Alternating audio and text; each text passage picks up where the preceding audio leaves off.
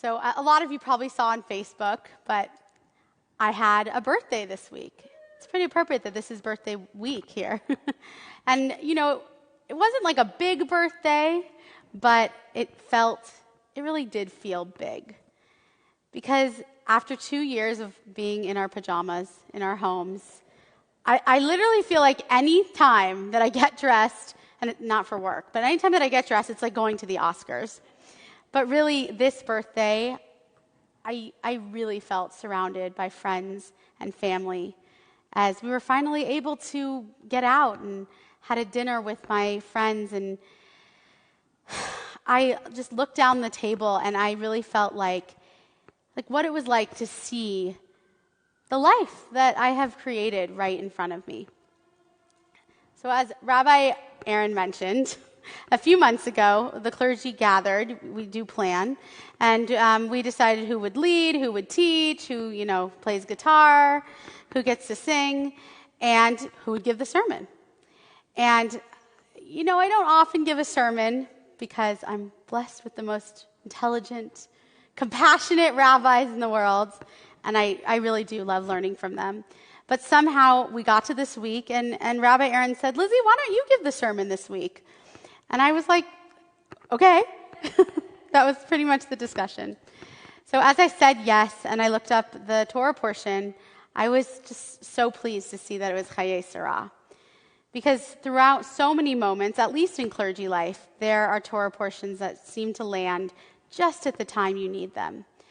And I was particularly attached to Chayei Sarah, this week's Torah portion, because it coincided with the death of my beloved Grandma Mickey. And once I thought about that, I immediately thought about the eulogy that my older brother, Rabbi Scott Hausman Weiss, gave at her funeral.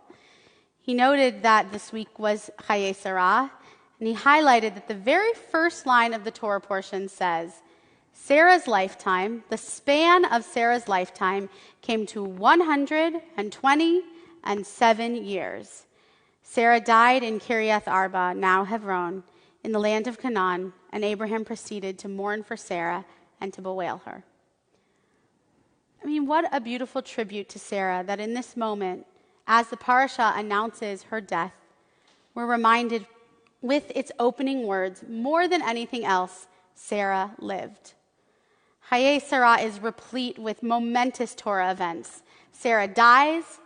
Abraham buys purchases the cave of Machpelah to bury her.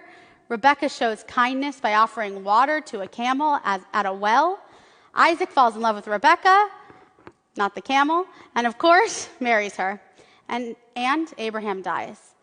So as the famous, we know it here at Temple Emmanuel, but a lot of people know it from the internet, as this famous poem concludes. So when your eulogy is being read, when your life's actions is to rehash, would you be proud of the things they say about how you lived your dash? Perhaps that's why Sarah's death elicits declarations of life of Sarah.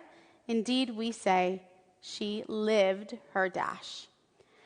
But long before the internet, Midrash Tanhuma elaborates upon the lessons Sarah gives to us. It glosses on the possibilities that our lives continue to unfurl long after society considers us young.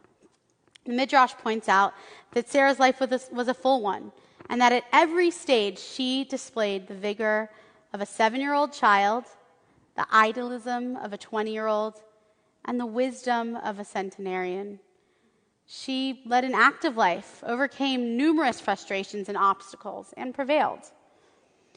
The question then that I present for us to think about tonight is, what's the secret? Why is it that, according to the sages, Sarah was able to maintain a bright demeanor as she aged and a deep wisdom that didn't succumb to resentment or recrimination as she grew ever older? I mean, I would actually argue that she didn't, not entirely. We can't ignore her treatment of Hagar and Ishmael, nor her broken heart over Isaac, or having to leave her family and never seeing them again. In these moments, one could say that she bore the resentment of her own shame, the guilt, perhaps not acting as protective as she should, and the loss of her own self in uprooting herself and leaving with Abraham. But this does paint a darker picture. Yet, who among us knows happiness and joy and contentment without also having known heartache, fear, and regret? Life's meaning is not found in one or a few moments. It's not found or determined by one point along the way, but it's the entirety of the dash that matters. Actually, Midrash Tanhuma also teaches that Solomon said, if you have sown seeds in the early season, don't hold back from planting later in the season as well, because you don't know which will prosper. We plant seeds early in life, and we don't always know what will grow. We do things throughout our life. God willing, we do things throughout our lives because we know what we need to do. It's what the Torah calls us to do. But just sometimes it's amazing when there are moments where we uncover, we just kind of like fall upon and find ourselves the recipients of the blessings that we planted. From the Psalms, we learn, Or zaru ala tzadik yishrei lev simcha. Light is sown for the righteous and the upstanding of heart. But it is my birthday week, so I'm going to retranslate this a little bit. Instead of light is sown for the righteous, how about light is sown by the righteous and the upstanding of heart? My answer to the question that I posed earlier about what the secret is this. Live your life as if at all times we are sowing light into the world that will shine and appear and offer warmth and sustenance today, but might also appear again throughout our lives in ways that we could have never imagined. This is the lesson of Sarah's life and her death. She was 120 and 7 because she lived many lives. She touched many souls, made a mess. She acted justly and made a mess once again. But it's the weight and tenor of her life ultimately giving life to the Jewish people. She escaped death and destruction. She survived the grip of a ruthless monarch twice, suffered the pangs of loss and regret and acting poorly, and then celebrating a life redeemed, suffering in silence and laughing at her good fortune. It's messy, but this beautiful legacy which Sarah leaves for each of us. If only each of us could sow as much or more light into the world as the darkness that we breathe out, the blessings that will arise will bring redemption to our days, and God willing, it will all have been more than worth it. And so today, my prayer for all of us, really my prayer for all of us, is that we live a life where in the end, you are confident that your loved ones will speak of how you lived, not just merely how you died.